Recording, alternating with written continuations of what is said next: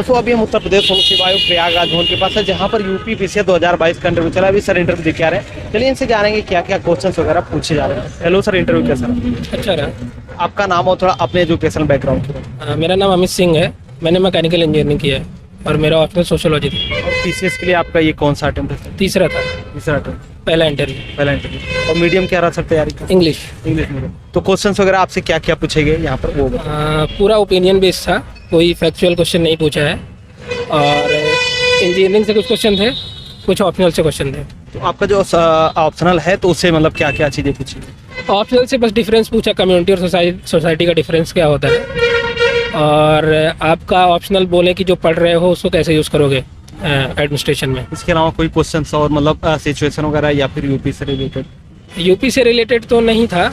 एक कोई agricultural scientist थे प्रयागराज के, मुझे नाम याद नहीं है उनका, उनने नाम पूछा था तो वो मुझे पता नहीं था उनके बारे में, उनकी रिसर्च क्या थी और उन्हें क्या रिकमेंडेशन दिए थे, तो वो मैंने मना कर दिया। कोई सिचुएशन वगैरह आपको दी थी? सिचुएशन तो वही था कि जैसे आपका इंजीनियरिंग बैकग्राउंड है तो उसको कहाँ यूज़ करेंगे, गांव में इंजीनियरिंग कैसे यूज़ कर सकते हैं, गांव के ग्रोथ के लिए कैसे यूज़ कर सकते हैं, एग्रीकल्चर के ग्रोथ के लिए कैसे यूज़ कर सकते हैं। तो बेसिकली यही था, ओपिनियन ही पूछा उनने। बोर्ड में आपका? कल्पराज सर के बोर्ड में था। सर आपने फिल्म्स की तैयारी कैसे की उसके बारे में थोड़ा बताइए। मैंने तो जो स्टैंडर्ड किताबें हैं बस वही पढ़ी थी, जो भी हर जगह वही लोग वही बताते हैं स्टैंडर्ड किताबें हैं। इकोनॉमी की रमेश सिंह हो गई, हिस्ट्री की राजीव अहिर हो गई और पॉलिटी की लक्ष्मीकांत हो गई। तो सब बेसिक किताबें वही हैं, सब लोग वही पढ़ते हैं और उसी से की। और इसके अलावा मतलब फिल्म्स के लिए क्या स्ट्रेटजी फॉलो कर सकते हैं? प्रीलिम्स के ये है कि टेस्ट ज़्यादा से ज़्यादा देंगे और उसका रिव्यू करेंगे खुद कि गलतियाँ कहाँ हो रही है, उसे इम्प्रूव करेंगे तो हो जाएगा प्रीलिम्स। इसके अलावा सर मेंस के लिए मतलब बुक्स वगैरह आप बता पाएँ कि पेपर वाइज कौन सी बुक पढ़ते थे? मेंस के लिए भी आंसर राइटिंग सबसे ज़्यादा इंपॉर्टेंट है और करंट अफेयर से अपडेटेड रहिए, न्यूज़पेपर पढ़िए।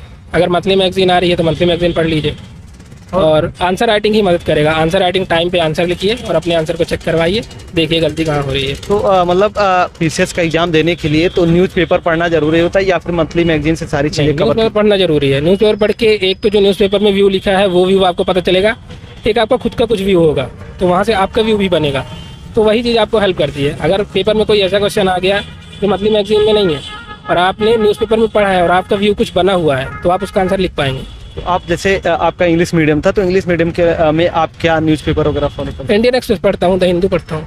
और जैसे कि जो एसए का पार्ट होता है या फिर हिंदी का पार्ट होता है मेंस के एग्जाम में, तो उसके लिए आपने क्या बुक्स वगैरह फॉलो की? ऐसे के लिए स्पेशली कोई बुक मैंने फॉलो नहीं की है, ऐसे आप खुद ही लिख के देखिए। मतलब उसमें 3-4 चीज़ें मेंशन कर रखी हैं पीसीएस ने कि एक आपका फ्लो अच्छा होना चाहिए और कुछ रेलेवेंट होना चाहिए। आप उसमें एडमिनिस्ट्रेशन जोड़िए, अलग अलग व्यू पॉइंट डालिए, अगर कुछ कोट वगैरह है तो कोट वगैरह डालिए, तो वहाँ से हो जाता है। तो उसके अलावा सर मतलब इंटरव्यू के लिए आपने कहीं पर गाइडेंस वगैरह ली थी या फिर कहीं पर मॉक इंटरव्यू वगैरह दिया? मॉक इंटरव्यू दिए थे मैंने 2-3, तो वो कोचिंग से मैंने ही किए थे। तो मॉक इंटरव्यू और यहाँ का इंटरव्यू बहुत डिफरेंस है, कुछ भी कॉमन नहीं है उनमें। वहाँ फैक्चुअल पूछते हैं और यहाँ पूरा ओपिनियन बेस्ड था। वहाँ थोड़ा ग्रिल करने की कोशिश करते हैं, यहाँ तो बहुत कोऑर्डिनेटिंग था। सर लोग मजाक भी कर रहे थे, बीच बीच में हंस भी रहे थे, गुड भी बोल रहे थे, तो वैसा है। सर जो छात्र अभी प्रीलिम्स का एग्जाम देने वाले हैं तो उनके लिए आपका क्या सजेशन, क्या सुझाव रहेगा?